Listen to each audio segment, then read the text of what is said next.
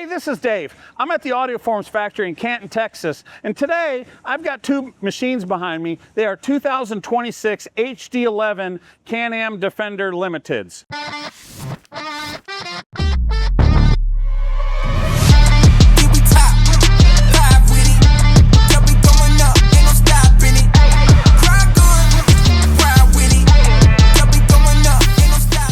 Both of these machines started out as identical machines. One of them has our top on it with the HMR20 standalone head unit, and the other one has direct connect to the factory 10.5-inch screen that comes in the Can-Am. I want to show you the pros and cons between the two of them, so when you're buying one of these tops online, you can understand the differences. But while we're out here, I do want to point out one difference that you might notice right from the beginning. One of these has our light bar and the other one has our light pods. At the time of this video, it's the same price to go either way. So you might be looking online and puzzled on wondering what are the pros and cons and which way do I want to go. So I'm going to try to describe them to you as best as I can. I have personally had 5 or 6 of each of these machines and have hundreds, if not thousands of hours on the trails with both of them. So I understand both of these pretty well, and hopefully I can describe it to you pretty good. Main thing is, which one do you like better? Do you like the look of the thin light bar better, or do you like the look of the built-in pods? Some people really love a thin, clean light bar. That's the look they want. That's going to be your best choice. Some people really like the look of these pods in the front. It gives it a distinct Audioformz look, kind of like when you see a Jeep. When you see a Jeep with a grill in it, it's kind of the trademark look of a Jeep. You see it from a long ways away, you go, hey, I know that's a Jeep. When you see these 4 lights here coming down the trails, you're like, dang, I know that thing's got some badass audio in it. People really like that look. As far as brightness goes, I know they have different wattages and they're different styles of lights, and it's hard to compare apples and apples. In the real world, you're gonna notice that both of them are just about as equally as bright. I can't tell the difference between them when going down the trails. They're both very bright. They have a great wide pattern. They really light up at night. They really light up the night at night. I think they look great. I've never had a complaint from someone after the fact saying, oh, I wish I had got the light bar. I wish I had got that. Most people are really satisfied with which decision they make. I would go with what sounds best to you. One thing to notice about the LED light bar is you do have adjustability with this light bar. You can adjust it up and down. It's only really necessary if you're running 46s or bigger. You gotta have a big machine to really wanna have the adjustability of the light bar. These pod lights have a really wide pattern, and you're gonna be able to see them just fine on almost every setup.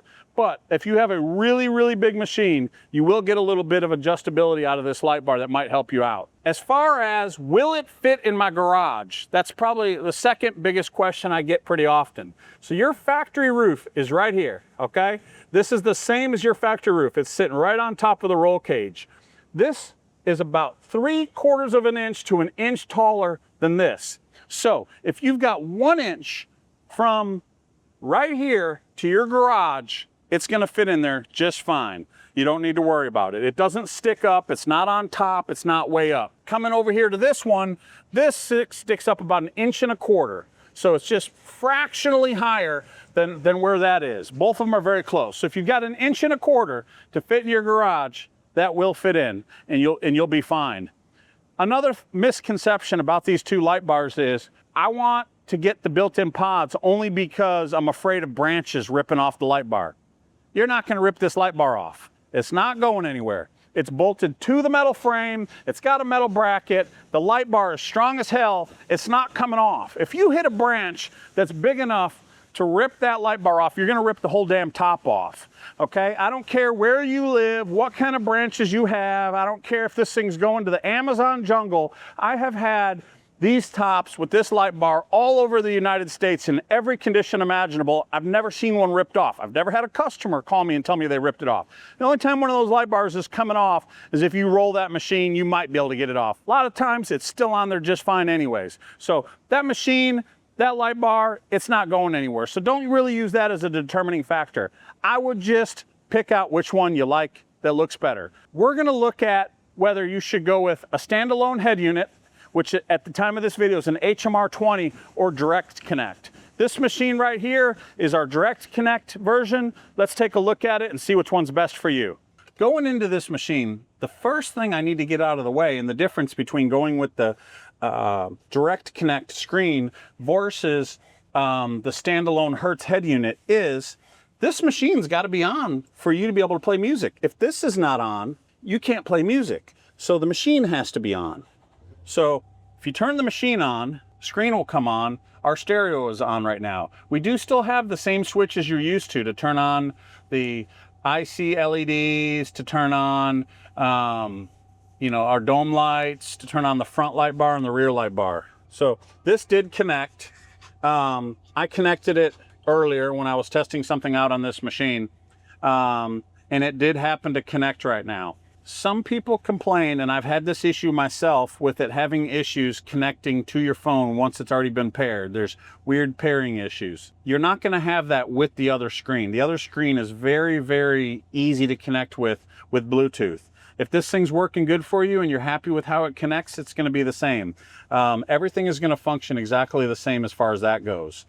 Once it's connected, you can just go find your favorite music, you know, and let's see here. So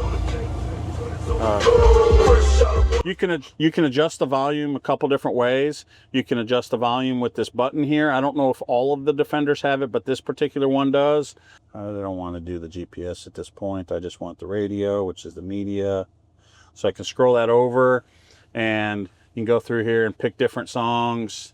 You can have it full screen. You should be able to, let's see here. I'm learning how to use this thing here. You can have navigation, use built-in GPS, BRP Go. I don't have this thing fully configured yet, but if you did have it fully configured, you could have your GPS here. You can have your screen playing here. You have all of that. Now, if you want to make adjustments to this, it does have EQ settings. So what I did was I hit the 4 little squares in the bottom right-hand side.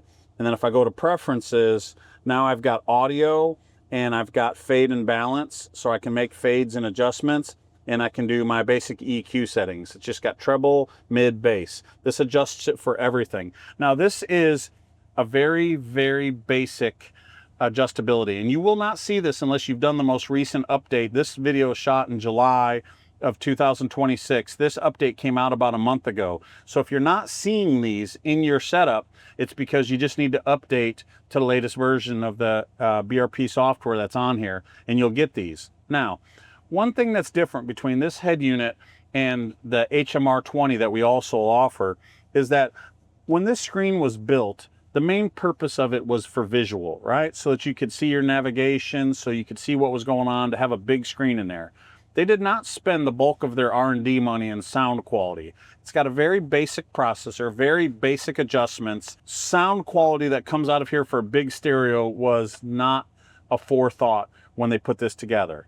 You're gonna get a higher quality sound, especially noticeable on a high-end top, out of the standalone Hertz HMR20. I would say it's probably about a 15% difference. If you're not worried about, you know, the absolute best of the best of the best, and you just want something that connects and is in one screen, this will work perfectly. It's very easy to set up. We've developed our own harness that we have manufactured for these. It works great, and the customers that have it are very satisfied with it. Keep that in mind when making a decision. If you found this video so far useful and helpful in making a decision, please like and subscribe. That helps grow our channel. That lets me know that you watched the video and that maybe you found it helpful when making a purchase decision. If you've got questions, you can always call us at 888-919-1990 or leave a comment. I try my best to respond to all of the comments that are in there. Hopefully I answer all of your questions in this video, but if I didn't, I'm happy to circle back and get you the answer for your question. We're going to go over to the other machine. We're going to take a look at it, and we're going to look at the differences between the two of these and go from there. To turn this one on, you don't have to have the machine on. You just flip the switch and turn it on. So if you want to be able to play your music while you're parked and the machine is off, you're going to want to get the Hertz HMR20. At the time this video was shot, the HMR20 and the Direct Screen Connect are the same price. So you just need to pick which one works best for you. And at the end of this, I'll describe what I think are the pros and cons of both. As you see, my phone automatically paired. It was very, very easy to set it up when I originally set this up. The pairing of the phone. I think most people are going to have a much easier time pairing up your phone to this unit. The Bluetooth seems to be a little bit easier on it. I've had some issues with the factory screen, but there's that. So if I turn the machine on, obviously the screen comes back on. Let me turn this down. One of the advantages of having this is you now have more screen real estate. So you could, in theory, just have, you know, your camera right here, your cluster right here, and then still have your screen up here to see what's being played. Some people like it that way. Some people like having the extra screen real estate, as I would call it. If you have everything here, you've got to decide what you want to play or what you don't want to play, what you want where. This just gives you a little bit more flexibility like that. The main difference, though, the main thing to consider is if you come in here on this one, you are going to have EQ, tone, loudness. You're going to have a lot of adjustability on each zone. And speaking of zones, if we go here, we do have a subwoofer zone. You could completely turn off the subs or turn them all the way up. It's very similar to having a bass knob. So if you want complete control and adjustability of your stereo, this Hertz HMR is going to be really nice. Another thing that I really like about it, I like having a dial knob. I like being able to just turn everything up just from a winding knob. If my favorite song comes on, I want to crank it up. You don't really have a dial knob on the Defender with how it comes stock. So keep that in mind when making your decision. Like I said earlier, this head unit is a very high quality head unit. This is the type of head unit you'd see if you bought a $200,000 or $300,000 boat and wanted to put a custom stereo in it. It's a $400 head unit retail. You can find it at places like Crutchfield and different places online, and it's a highly reviewed, highly sought after head unit that everybody really likes. Initially, when this head unit was designed by Hertz, they put a lot of money in R&D into the sound quality that goes into this head unit. It has a lot of adjustability, it has a lot of sound quality. You're not going to find that in this radio. So at the end of the day, this is how I see the pros and cons. The pros of this radio are the Bluetooth's going to connect a lot easier and stay connected a lot better. You should be able to have your phone a little bit further away than you do with the other one just because of how high quality the Bluetooth is in there. You can play this one when the machine is on or off. You have full EQ adjustability on everything, on every channel, on every zone. You can turn the bass all the way down in that zone and not hear it at all, or you could turn it all the way up if you wanted to. You also have a standalone knob that works really good for quickly turning the volume up and down, and it's a higher quality processor. The pros of going the other way is you've got everything in one screen. Some people want everything in one screen. If that's how you want it, that was going to maybe be the best option for you. Make sure that you do the Can-Am update so you do have some EQ settings, but we spent some money designing the harness that connects to that screen, and it works well. We've sold them to people, and most people, I think everybody that I've sold them to so far has been real happy with how they ordered it, whether they ordered direct connect or whether they ordered the screen. So those should be the pros and cons. If you can think of anything else, please leave a comment and let me know maybe something that you found that's a pro and con of going one direction or the other, and maybe something you can bring to my attention. One more thing I want to go over that I get asked about is this header panel right here has these JL audio speakers in it already. Everybody wants to know, are these speakers still hooked up and working? And the answer is no. You do not want them hooked up and working. The whole reason you're putting a stereo in here is because you want high quality sound. Think about it like this. When you have a TV at your house and it comes with the little cheesy speakers that are in the TV, and you put surround sound on your TV, the first thing you do is disable the internal speakers, okay? Because you only want to hear the high quality speakers. You don't want the two speakers fighting each other. So these speakers are turned off. They are not hooked up. If this is driving you crazy and you just can't live with having these speakers turned off, Can-Am does sell this panel for the XMR machines that don't have speakers already built into it. You can order a version of this panel that doesn't have those and replace it so you don't have to see those speakers anymore. Most people just leave these speakers here. You're going to be so happy with the way that this thing sounds and the way that it looks, we don't even notice them there anymore. But there is an option if you want to get those speakers out of your machine.